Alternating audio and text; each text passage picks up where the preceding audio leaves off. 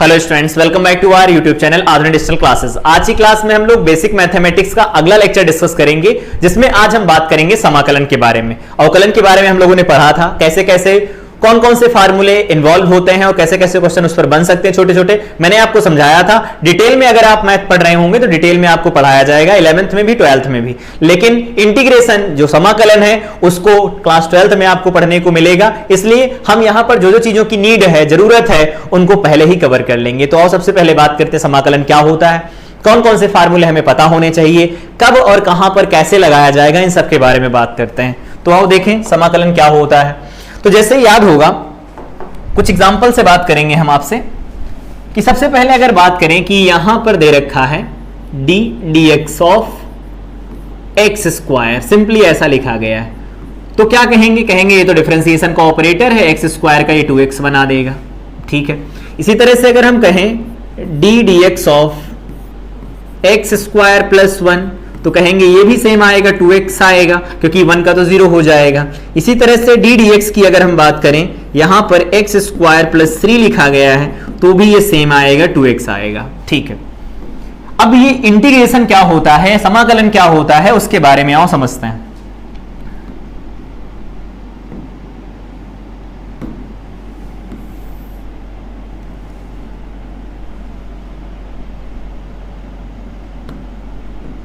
चलो देखो, इंटीग्रेशन क्या होता है कि अगर यहां पर इंटीग्रेशन का साइन ऐसे लगता है, ये समाकलन का चिन्ह होता है, जैसे यहां डी dx लिखते हैं वैसे यहां समाकलन का चिन्ह लगता है।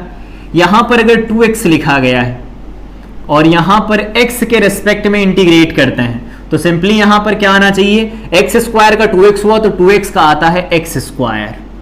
ठीक। इसी तरह से अगर हम बात करें कि एक्स स्क्वायर तो आ गया, तो यहां पर देखो, चाहे हम इसका समाकलन करें, चाहे हम इसका समाकलन करें, चाहे इसका समाकलन, सबकी जगह पर क्या आएगा? एक्स स्क्वायर आएगा। लेकिन देखो, यहां पर एक्स स्क्वायर के साथ कुछ नहीं जुड़ा, मतलब 0 है। यहां एक्स स्क्वायर के साथ 1 जुड़ा, यहां एक्स स्क्वायर के साथ 3 जुड़ा है। इसका मतलब है कि ये बहुत सारे फलन का अवकलन हो सकता है, तो वो सभी फलनों को एक साथ मिलाने के लिए यहां सी लगाया जाता है। इसको कहा जाता है समाकलन नियतांक। समाकलन नियतांक, नियतांक, ये समाकलन नियतांक हो गया। उम्मीद करते हैं कि ये आप याद रखेंगे। तो ये समाकलन नियतांक हुआ। मतलब क्या है? अगर एक्स स्क्वायर का अवकलन 2x है, तो 2x का समाकलन जो होगा वो एक्स स्क्वायर होगा। ठीक है। लेकिन अलग अलग फलन देखो, यहां पर 2x इसका भी अवकलन है, इसका भी, इसका भी। इसका मतलब कि एक से ज्यादा फलनों के अवकलन समान हो सकते हैं। तो अगर हम समाकलन करेंगे तो एक ही फलन आएगा, सी लगा देंगे तो सी कोई भी वैल्यू हो सकती है, रियल वैल्यू, जो अपने आप फंक्शन को एडजस्ट कर लेगी। तो सी यहां पर समाकलन नियतांक होता है। तो अगर हम परिभाषा की बात करें, अब इतना तो समझ में आ गया, तो परिभाषा की बात कर लेते हैं। परिभाषा क्या है? परिभाषा कहती है कि अगर हम मान लो बात करते हैं डी dx, कोई बड़ा फलन है fx, इसका हमने क्या किया? अवकलन किया। अवकलन किया तो fx मिला। ठीक है। तो समाकलन की परिभाषा क्या कहती? समाकलन की परिभाषा कहती है कि अगर स्मॉल fx को आप लें, x के सापेक्ष समाकलन करें, तो ये मिल जाता है कैपिटल fx प्लस c। देखो, यही बात तो लिखी है इससे पहले मैंने।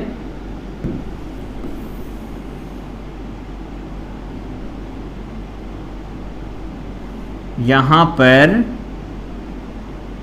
चलो कोई बात नहीं, इसको थोड़ा ऊपर बढ़ा लेते हैं, उधर को मिटा लेंगे।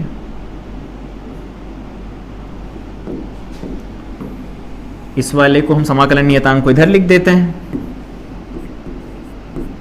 समाकलन नियतांक। ठीक है, ये समाकलन नियतांक हो गया। ये तो मिट जा रहा है, वाह क्या बात। ये ठीक है, चलो छोड़ो, ये हमारे पास वैल्यू आ गई। इस तरह से हम परिभाषा देते हैं समाकलन की, कि अगर हमारे पास एक फलन है जिसका अवकलन किया जाए, कुछ निकल के आता है, तो जो कुछ निकल के आया उसका समाकलन करेंगे तो वो फलन मिल जाएगा। जैसे यहां पर एक उदाहरण लिया गया। सी क्यों लगाया जाता? मैंने आपको बता दिया कि देखो, 3 अलग अलग फलन दिए गए थे, 3 का अवकलन किया तो अवकलन समान आया। समान फलन का अवकलन अगर हम लें और उसका समाकलन करें तो वो फलन आना चाहिए, लेकिन यहां पर एक से ज्यादा फलन भी हो सकते हैं, तो फलनों का पूरा परिवार मिल जाए, इसके लिए सी लगाया जाता है यहां पर। उम्मीद करते हैं बात समझ में आई होगी। तो ठीक है, चलो आगे बात करें। तो यहां पर हम और बात करते हैं, जैसे यहां से आपसे कहा जाए, अगले एग्जांपल से बात करते हैं। dx लिखा है, यहां पर लिखा गया है log x base e। Basically log x जो लिखा होता है उसमें x मॉड में होता है, वैसे भी पता चल जाता है। तो इसका क्या लिखा जाता है, अवकलन 1/x लिखा जाता है। मतलब ln x लिखा है तो उसका अवकलन 1/x होता है। तो सिंपली हम ये बोल सकते हैं 1/x है। अगर हम इसको x के सापेक्ष समाकलित करें तो यहां पर आएगा log x base e plus c, जहां पर x को हम मॉड में लिखते हैं। बहुत सारे एग्जाम्पल हो सकते हैं, आओ देख लेते हैं। सीखना है, समझना है। अगला हो सकता है, जैसे मान लीजिए कि d dx की बात की गई। अब d dx की बात की गई कि यहां पर e की पावर x का अगर हम करते हैं अवकलन, तो याद होगा e की पावर x का अवकलन करते हैं तो e की पावर x ही मिलता है। इसका मतलब ये हुआ कि अगर आप e की पावर x का x के सापेक्ष समाकलन करेंगे तो e की पावर x ही मिलना चाहिए। यहां पर हम प्लस c अलग से लगा देते हैं, समाकलन नियतांक। d dx अगर बात करें अगले एग्जांपल की, यहां पर है x cube plus 1, x cube plus 1 दे रखा है, तो x क्यूब प्लस 1 लिखा है तो बन जाएगा ये 3x स्क्वायर और 1 का हो गया 0। तो अगर आप यहां पर 3x स्क्वायर का x के सापेक्ष समाकलन करेंगे तो ये सिंपली मिलेगा x क्यूब, और यहां पर हम c लगा लेंगे। यहां पर खास देख रहे हैं c की वैल्यू देखो 1 आ रही है। तो इस तरह से हम समाकलन को समझ सकते हैं। तो समाकलन अब क्या होता है, परिभाषा भी लिख लेते हैं। परिभाषा भी मैथ में लिखी है, देखो मैथ में लिखी है, तो यहां पर बोल सकते हैं reverse process of differentiation. Differentiation Hindi में क्या बोलेंगे, अवकलन की विपरीत प्रक्रिया। अवकलन की विपरीत प्रक्रिया। विपरीत प्रक्रिया, अवकलन की विपरीत प्रक्रिया क्या कहलाती है, ये समाकलन कहलाती है। ध्यान रखेंगे आप। तो उम्मीद करते हैं कि पहली स्लाइड पर हम आपको समझा पाए कि समाकलन क्या होता है। बाकी इसको डिटेल में जानना है तो डिटेल में आप जान सकते हैं। इसके लिए आपको मैथ में पूरा टॉपिक पढ़ाया जाएगा, पूरे महीने भर तक पढ़ाया जाएगा समाकलन के बारे में। वहां पर आप इसको विधिवत तरीके से समझेंगे कि इसका वास्तविक मतलब क्या होता है, ठीक है। लेकिन हमें फिजिक्स में जो चीजें चाहिए हम उनके बारे में बात कर रहे हैं, ठीक। आगे आओ, कुछ सूत्र यहां पर काम करते हैं, उन सूत्रों के बारे में बात कर ली जाए। जैसे अभी बात किया कि यहां समाकलन है, यहां पर dx लिखा हो, x के सापेक्ष समाकलन dx लिखा हो, तो dx लिखा होगा तो ये हो जाएगा x प्लस c। लिखते जाना, पहला हो गया। दूसरे की अगर बात करें तो समाकलन यहां पर मान लो लिखा गया हो कोई नियतांक के और उसके बाद dx लिखा गया हो, तो ये नियतांक को बाहर फेंक देगा और यहां पर आ जाएगा समाकलन dx, ये आ जाएगा, ठीक है। या फिर अभी इसको ना लिखें, अभी प्रॉपर्टी में लिख लेंगे। यहां पर लिखो सबसे इंपॉर्टेंट x की पावर n dx, तो ये क्या होता है x की घात n प्लस 1 और डिवाइडेड बाय में क्या बन जाएगा n प्लस 1 और ये प्लस c बनेगा। सबसे ज्यादा इंपॉर्टेंट है, फिजिक्स में सबसे ज्यादा यही काम में लिया जाएगा, ध्यान रखना। तीसरे नंबर की बात करें तो यहां पर आएगा e की पावर x अगर लिखा गया है dx लिखा गया है तो भी बता e की पावर x का e की पावर x होता है, प्लस c लिख लेंगे। 4 नंबर की बात करें तो यहाँ 1/x लिखा गया है, dx लिखा गया है, तो इसका क्या होता है ln मॉड में x होता है प्लस c होगा, ठीक है। ln x का मतलब तो समझते हैं ना, इसका मतलब क्या है log mod x base e, इसी को ln पढ़ा जाता है, ठीक। 5th नंबर की बात कर लेते हैं, तो यहां पर इंटीग्रेशन sin x की बात कर लेते हैं dx, तो sin x का होता है minus cos x plus c, ठीक है। इसी तरह आगे आओ बात करें, आगे बात करते हैं 5 नंबर हो गया। 6 नंबर की बात करते हैं, समाकलन साइन का हो गया, cos का बताओ, तो cos x dx का होता है प्लस का sin x प्लस c, ठीक है। 7 यहां पर sec स्क्वायर x dx का, तो sec स्क्वायर x dx का होता है tan x प्लस c। ये सब याद होंगे आपकी, tan का क्या होता था differentiation sec square x। 8th number की बात करते हैं, इंटीग्रेशन यहां पर आ जाएगा cosec स्क्वायर x dx, तो cosec square x dx is equal to minus cot x plus c, बढ़िया है। 8 हो गया। 9 नंबर की बात करें, यहां पर होता है sec x tan x, तो sec x tan x अगर लिखा गया है इसको अगर हमें सॉल्व करना पड़े तो कैसे सॉल्व करेंगे, तो ये हो जाएगा sec x प्लस सी। एक और लिख लेते हैं 10th नंबर इंटीग्रेशन, यहां पर क्या आएगा cosec x इंटू में cot x dx is equal to में minus cosec x plus C. ये हमारे पास वैल्यू निकल के आ जाएंगे। ठीक है, तो एक से लगाकर ये 5 इधर और ये 5 इधर, इतने फार्मूले आपको याद रखने ही रखने हैं। रूल की बात कर लेते हैं, वहां जैसे डिफरेंशिएशन में रूल पढ़े थे उस तरह के रूल यहां पर ज्यादा हम नहीं पढ़ेंगे फिलहाल, लेकिन कुछ जो काम के हैं उनके बारे में बात कर लेते हैं। जैसे रूल नंबर 1, रूल नंबर 1 क्या कहता है कि अगर आप डिफरेंशिएशन इंटीग्रेशन कर रहे हैं, कोई कांस्टेंट है और उसके बाद कोई फंक्शन दिया गया है fx dx, तो ये रूल क्या ये रूल क्या कहता है, ये रूल कहता है कि हम कांस्टेंट को बाहर निकाल लेंगे और जो भी फंक्शन होगा उसका हम इंटीग्रेशन कर लेंगे, कोई बात नहीं। समझ आया? रूल नंबर 2 क्या कहता है, सुनो। रूल नंबर 2 कहता है कि अगर इंटीग्रेशन यहां पर बात करें, यहां पर कोई फंक्शन दिया गया है fx और जोड़ रहे हैं या घटा रहे हैं gx दिया गया है, ठीक है, और इसको हमें इंटीग्रेट करना है, तो दूसरा रूल क्या कहता है, इंटीग्रेशन का साइन प्लस माइनस में डायरेक्ट आगे चला जाता है, जैसे वहां पर डिफरेंशिएशन में होता था।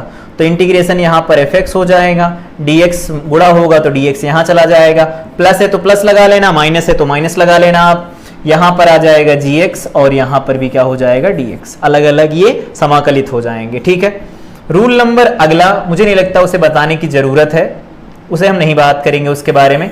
यहां पर प्रोडक्ट रूल भी होता है, कोसेंट रूल यहां इंटीग्रेशन में नहीं होता। ठीक है, समाकलन में भाग नियम कोई नहीं होता, गुणन नियम होता है। तो गुणन नियम कैसे काम करता है उसके बारे में हमें यहां बात करने की कोई जरूरत नहीं है। ठीक, ये बातें हैं, 2 बातें याद रखनी, आपको ये फार्मूले याद रखने, इन फार्मूले में मैंने जो मार्क किए हैं उनको याद रखना आपको। जैसे ये वाला सबसे ज्यादा इंपॉर्टेंट है, ये वाला इंपॉर्टेंट है आपके लिए, अब तक याद हो गए होंगे इतनी देर में।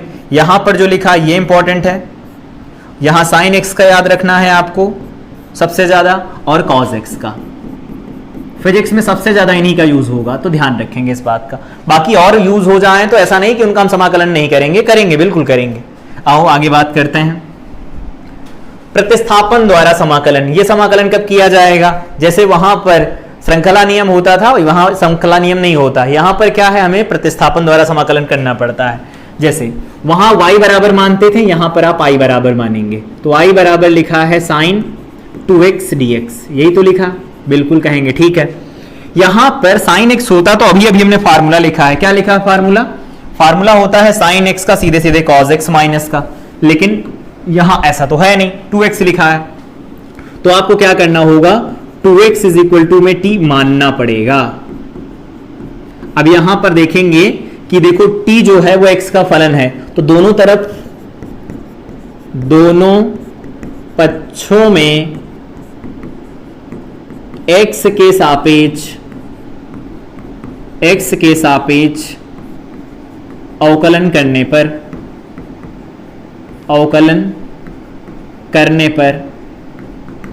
करेंगे, तो अगर x के सापेक्ष दोनों पक्षों में अवकलन करेंगे तो यहां 2 हो जाएगा, x का हो जाएगा 1 बराबर t का क्या हो जाएगा, तो dt बाई dx हो जाएगा। क्यों, क्योंकि जैसे y क्या करते थे, x के सापेक्ष y x का फलन होता था तो dy बाई dx होता था, वैसे ही dt बाई dx हो जाएगा। ठीक है, हमें यहां से dx की वैल्यू बताओ, तो कहोगे dx की वैल्यू आ जाएगी dt डिवाइडेड बाई में 2।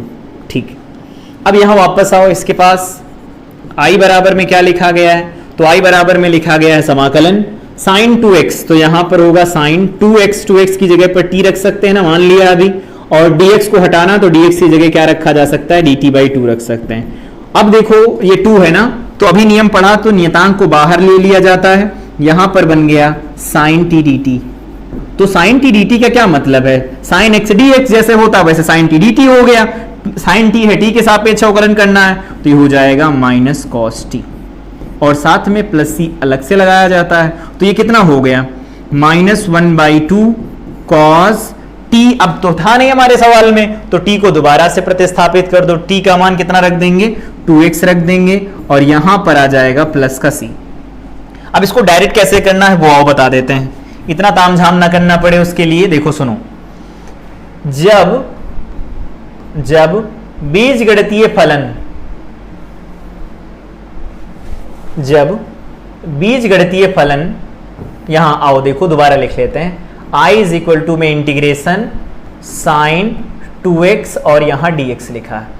एक बात बताओ, जो यहां इस डिब्बे में लिखा है वो कैसा फलन है? बीजगणितीय तो है लेकिन कैसा फलन है? रैखिक फलन है।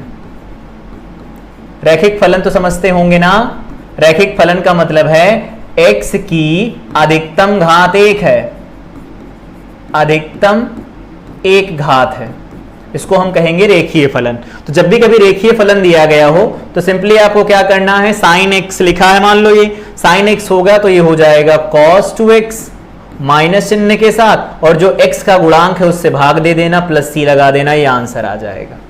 समझ आया? जब भी कभी रेखीय हो तब ऐसा कर सकते हैं, नहीं तो प्रतिस्थापन द्वारा समाकलन मैंने आपको बताया, आप ऐसे करेंगे। ठीक, आओ आगे। एक सवाल लिखा ऐसा, इसको आपको समाकलित करना है। तो यहां पर आप देखेंगे कि जो इस डिब्बे के अंदर लिखा गया है, दोबारा रिपीट करते हैं, इस डिब्बे के जो अंदर लिखा गया है इसमें x की अधिकतम घात कितनी लिखी गई है? तो वो लिखी गई 1। तो अगर हम इसको लिखें i बराबर समाकलन ax प्लस b, और इसकी घात में क्या लिखा गया है? 3/2 dx। तो अगर हम इसको मान लें ax प्लस b बराबर में t मान लेते हैं, ये हमने मान लिया, मान लो, तो इसका अवकलन करेंगे x के सापेक्ष, तो a1 हो जाएगा, ये बनेगा 1 प्लस 0, यहां पर बन जाएगा dt बाई dx। तो यहां से dx की वैल्यू क्या निकल के आएगी? तो कहेंगे dt बाई a आएगी। तो देखो यहां a से डिवाइड हो रहा है कि नहीं हो रहा है? तो इसका आंसर कितना आ जाएगा? इसका आंसर लिखवाओ तो i बराबर आएगा समाकलन, ये जो लिखा गया वो क्या है? t, तो ये t हो जाएगा, इसकी पावर 3/2, यहां पर हो जाएगा dt बाई a हो जाएगा। अब a नियतांक है तो बाहर निकाल लो 1/a को, समाकलन क्या होगा? t की पावर बन जाएगा 3/2 dt। चलो सॉल्व करो 1/a। t की पावर 3/2 का क्या मतलब है? तो t की पावर 3/2 में x की पावर n वाला फार्मूला लगेगा, तो t की पावर 3/2 लिखा, इसमें एक जोड़ दो, यहां पर 3/2 लिखो और उसमें एक जोड़ दो, तो ये हो गया इसका समाकलन, और प्लस c अलग से चिपका दो, समाकलन नियतांक कितना बन जाएगा ये? तो यहां बनेगा 1/a, बढ़िया है। यहां पर बन जाएगा t की घात 5/2, और बटे में क्या आ जाएगा? 5/2 और प्लस c। इसको देखो ऐसा लिखा जा सकता है, 2 को ऊपर भेज दो, यहां पर 5a लिख सकते हैं, और t की घात की तरह लिख सकते हैं 5/2, क्या लिख गया ये? 5/2 प्लस c। इसको ठीक करो तो 2/5a हो जाएगा, और ये t तो था नहीं हमारे सवाल में, तो t को हटा दो। अब t का मान कितना था? ax प्लस b, और इसकी घात कितना है? 5/2 प्लस c आ जाएगा। इस तरह से आप कर सकते हैं, लेकिन ये डायरेक्ट डिवाइड a से तभी किया जा सकता है जब बीच में जो लिखा गया फलन हो, या x के साथ जो फलन लिखा गया हो वो रेखीय होना चाहिए, तो x के गुणांक से भाग दे दो, बाकी की बात खत्म। निश्चित समाकलन मतलब क्या है? जैसे वहां पर अवकलन करते थे, मान निकालते थे किसी बिंदु पर, वैसे ही निश्चित समाकलन में सीमा लगाई जाती है। सीमा लगाने का क्या मतलब है? जैसे हमारे पास लिखा है D dx of capital fx dx बराबर में आता है स्मॉल fx, मतलब कैपिटल fx का अवकलन करते हैं तो fx मिलता है। तो सिंपली हम क्या कर सकते हैं, अगर हम छोटे वाले का समाकलन कर दें, ठीक है, कोई सीमा लगा करके x बराबर मान लो a से लगा करके x बराबर b तक की सीमा लगा दी, तो ये कितना आएगा? पहले तो ये स्मॉल fx का समाकलन कैपिटल fx आएगा, कहेंगे ठीक है कोई बात नहीं, प्लस c, ये तो हो गया समाकलन। समाकलन में 2 सीमाएं लगी हैं, एक लगी है x बराबर a और एक लगी है x बराबर b, इस तरह से लिखा जाता है। अब ध्यान से सुनना, जो ये डिब्बा लिखा है इस डिब्बे को 2 बार लिखना है आपको, तो डिब्बे को 2 बार लिखना मतलब यहां पर fx प्लस c एक डिब्बे में, दूसरे डिब्बे में लिख देना आप fx प्लस c दूसरे डिब्बे में, दोनों के बीच में माइनस लगा देना। पहले में यहां x लिखना था ना हमें, तो पहले वाले में क्या लिखा जाता है? अपर लिमिट लिखी जाती है। यहां पर जो ये है इसको हम बोलते हैं उच्च सीमा, समाकलन की उच्च सीमा, और ये होती है निम्न सीमा, समाकलन की निम्न सीमा है ये। तो यहां पर उच्च सीमा पहले लिखेंगे तो b पहले लिख देना, a बाद में लिख देना। जब इसको आप घटाएंगे तो देखो c कट गया, तो यहां आंसर आ गया fb माइनस fa, फेसबुक वाला fb नहीं, fb माइनस fa, ठीक ये वाला हो गया। इस तरह से आप कर पाएंगे। उदाहरण से समझाते हैं, ऐसे तो समझ में आया नहीं होगा, पता है हमें। उदाहरण से समझो। उदाहरण क्या है? मान लो आपसे कहा जाता है कि यहां पर साइन एक्स dx है, समाकलन कहां से कहां हो रहा है, तो जीरो से लगा करके, यहां x लिखो या ना लिखो, डायरेक्ट जीरो लिख दो तो भी मतलब है कि x का मान जीरो से शुरू हो रहा है और ये जा रहा है पाई तक। पाई का मतलब समझ पाए ना, 180 तक। इसका मान हमें निकालना है, तो कहेंगे ठीक है, साइन x का वैसे आंसर क्या आता है, माइनस कॉस x आता है। अभी अभी फार्मूला पढ़ा है हमने, इसमें जीरो लगा है, यहां पर पाई लगा है। मैंने क्या बताया, जब भी निश्चित समाकलन निकालना हो डिब्बे को 2 बार लिखो, तो डिब्बे को 1 बार लिखेंगे तो माइनस कॉस x, ये पहला डिब्बा बन गया। फिर दूसरा डिब्बा लिखो तो माइनस कॉस x दूसरा डिब्बा हुआ। दोनों डिब्बों के बीच में माइनस साइन आएगा। पहले वाले में x की जगह पर अपर लिमिट रखेंगे, दूसरे वाले में लोअर लिमिट रखेंगे। सॉल्व कर दो इसे, माइनस कॉस पाई की वैल्यू क्या होती है, क्या होती कॉस पाई की वैल्यू, बिल्कुल ठीक है -1, ग्राफ भी बताया था। माइनस ये तो माइनस माइनस प्लस हो गया फिलहाल, और ये cos 0 की वैल्यू 1 आ जाएगी। तो कितना आ गया देखो, 1 + 1 = 2 में 2 आएगा। इसको ऐसे समझो, साइन में ये ऐसा, फिर उसके बाद ये ऐसा, फिर उसके बाद ये ऐसा चलता है। तो यहां पर हमने दरअसल किया क्या है, समझो इस बात को, ये y है, ये x है हमारे पास, और ये फलन है y बराबर साइन x का।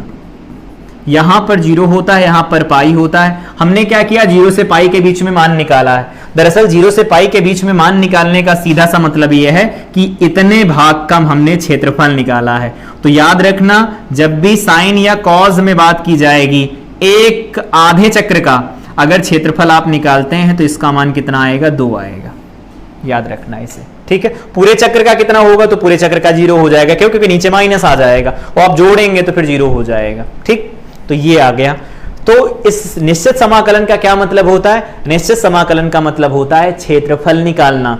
जो फलन दिया गया है और जिस यहां पर चर की सीमा लगी है, उस चर का, जैसे मान लो x की सीमा है, तो x और उस कर्व के साथ घिरा क्षेत्रफल। जैसे यहां पर ये हमारे पास गया है ना, ये वाला गया है, इसको इधर अलग तरह से समझाते हैं।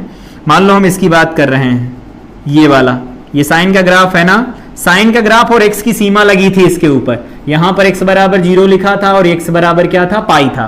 तो x की सीमा लगी थी, तो इसके और x अक्ष, ये x अक्ष है ना, इसके बीच का घिरा क्षेत्रफल यही वाला तो आएगा। इसका क्षेत्रफल का मान दे रहता है हमारा निश्चित समाकलन। तो कोई पूछता है निश्चित समाकलन क्या देता है हमें, तो बताएंगे छायांकित भाग का क्षेत्रफल देता है। कहेंगे किसके किसके बीच में, तो कहेंगे जो वक्र दिया जाता है उस वक्र और जिस अक्ष के सापेक्ष हम उसका समाकलन कर रहे होंगे उसके सापेक्ष वैल्यू आएगी। जैसे यहां पर हमने x का मान निकाला, तो x अक्ष और उस वक्र के बीच घिरा भाग का क्षेत्रफल 2 आया, तो इसका आंसर 2 आ गया। ठीक, ये हो गया। ठीक, आगे आओ बात करते हैं इसके आगे।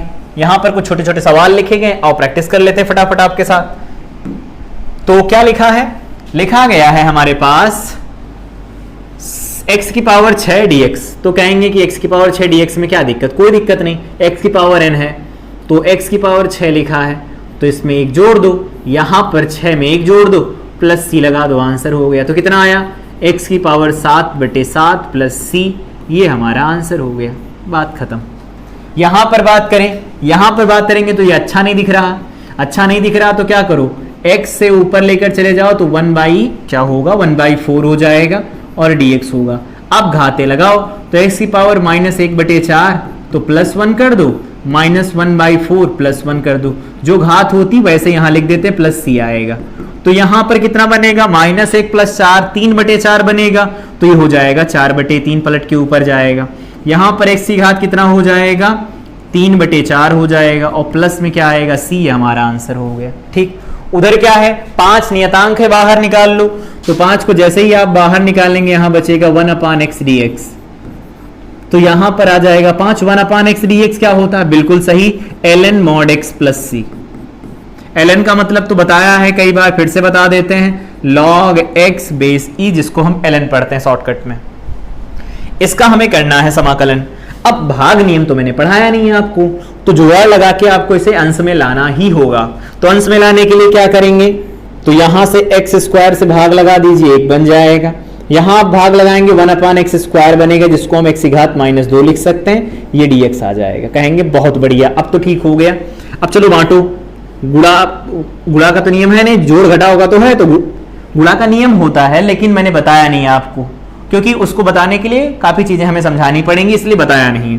कहेंगे तो लास्ट में बता देंगे। देखो यहां पर 1 है ना, dx गुणा होके यहां आएगा, प्लस है, यहां पर x की घात -2 है, dx यहां आएगा गुणा होके, तो 1 है तो 1 तो बाहर आ गया, dx का क्या होता है, x होता है, प्लस यहां पर x की घात -2 लिखा है, तो इसमें +1 करेंगे और -2 +1 करेंगे और प्लस c अलग से चिपका देंगे, तो यहां पर हो गया x और यहां पर माइनस का 1 बचेगा, तो ये माइनस हो गया, ये माइनस हो गया, यहां पर 1/x बचेगा प्लस c, ये हमारा आंसर आया।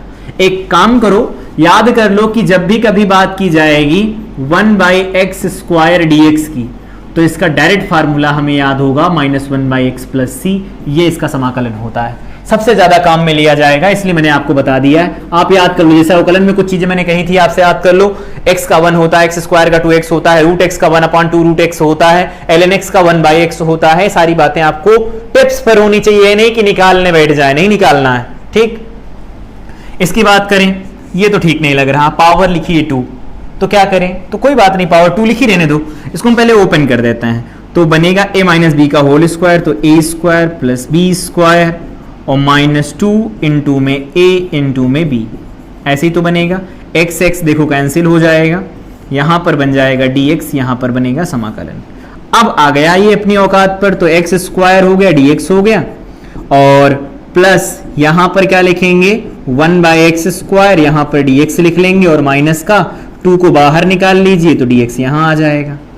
चलो बताओ x² का क्या होगा, तो पावर 3 हो जाएगी, 3 से भाग दे दो, प्लस x² का क्या होता है, डायरेक्ट लिखो -1/x, तो प्लस माइनस माइनस -1/x हो गया, -2 इंटू dx का x हो गया, प्लस c हो गया, आंसर हो गया ये हमारा, ठीक। इधर जो लिखा देखो सेम ही लिखा है, उसी को चिपका दिया गया है, कॉपी हो गई है, ये क्वेश्चन कॉपी हो गया है, ठीक। यहां पर एक क्वेश्चन है, इसको इंपॉर्टेंट डाल करके आप अपनी नोटबुक पर नोट भी कर सकते हैं। रीजन क्या है, ऐसे फंक्शन बनेंगे फिजिक्स के अंदर जिसमें ऐसा कॉम्प्लिकेटेड फंक्शन आएंगे, और अगर ऐसे कॉम्प्लिकेटेड फंक्शंस आएंगे तो उस केस में हमें उनको इंटीग्रेट करना आना चाहिए, उनका समाकलन आना चाहिए। और समाकलन कैसे आएगा, आओ समझते हैं। इसमें हम डायरेक्ट तो कोई भी फार्मूला नहीं लगा सकते, तो बोलेंगे क्या करें, प्रतिस्थापन द्वारा समाकलन। तो क्या है ये x² + a² गड़बड़ कर रहा, इसी को चुपचाप उठा के t मान लो।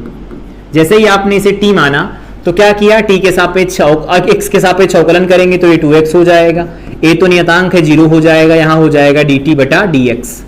जैसे y का करते थे x के सापेक्ष तो dy/dx, वैसे dt/dx आया। यहां से मुझे बताइए dx का मान कितना आएगा, तो कहेंगे dt/2x आया, हम कहेंगे बहुत अच्छा, ठीक है कोई बात नहीं। या फिर हम इसको ऐसे लिख लेते हैं, बात बढ़िया बन जाएगी, इधर dx को ले आइए तो x dx कर दीजिए इधर, और इस 2 को नीचे उतार दीजिए तो dt/2 आ जाएगा। तो देखो x dx यहां लिखा है ना, तो x dx की जगह पर क्या लिखा जा सकता है, dt/2, तो यहां पर लिखा जा सकता है dt/2। और ये क्या लिखा है डिब्बे में, तो डिब्बे में जो लिखा गया है वो t है, कैसे कोई घात है, हाँ बिल्कुल 2 घात लगी है, तो कितना आ जाएगा, 1/2 को आगे निकाल लेंगे, यहां पर आएगा 1/t² dt। मजा आ गया, आओ समझते हैं। 1/t² dt या 1/x² dx का मतलब तो एक ही है, तो 1/2 आएगा, इसका मैंने अभी याद कराया 1/x होता है, तो 1/x मतलब 1/t हो जाएगा प्लस c, बात हो गई खत्म। तो 1/2 तो ठीक है, -1/t का मान कितना है, तो x² + a², तो x² + a², ये हमारे पास मान आ जाएगा t का प्लस c। तो इसको हम सिंपली लिख सकते हैं -1/2, यहां पर बन जाएगा x² + a², और ये प्लस का c, ये हमारा आंसर हो जाएगा। उम्मीद करते हैं ये बात आपको समझ में आई होगी। जब आप क्षेत्र के सूत्र निकालेंगे, जैसे वैद्युत क्षेत्र हो गया, वृत्तीय क्षेत्र हो गया, चुंबकीय क्षेत्र हो गया, उनमें क्या होगा, आपको उनके मान निकालने पड़ेंगे, अधिकतम न्यूनतम मान निकालने पड़ेंगे। तो अधिकतम न्यूनतम के लिए बताया, समाकलन करना पड़ जाए आपको, तो इस तरह से आप समाकलन भी कर सकते हैं। यहां पर अगर लिमिट कोई थीटा की लगी हो तो थीटा की भी लगा सकते हैं, एक्स को यहां से हटा दिया जाएगा। आगे यह है निश्चित समाकलन के, पहला आप खुद करके बताएंगे, दूसरा हम आपको करके बताते हैं, ठीक। यह आपका होमवर्क है, आप खुद करेंगे। वैसे इसका समाकलन आएगा क्या, तो x³ / 3 आएगा, और इसमें लिमिट कहाँ से कहाँ लगेगी, 2 से लगा करके 4 तक लगेगी। यहाँ पर होगा क्यूब बाई 3, दूसरी जगह पर लिखो क्यूब बाई 3, दोनों के बीच में माइनस चिन्ह लगा दो, 2 बार लिख दिया, पहले की जगह 4 रख दो, यहाँ 3 रख दो, कैलकुलेट कर लेना अपने हिसाब से।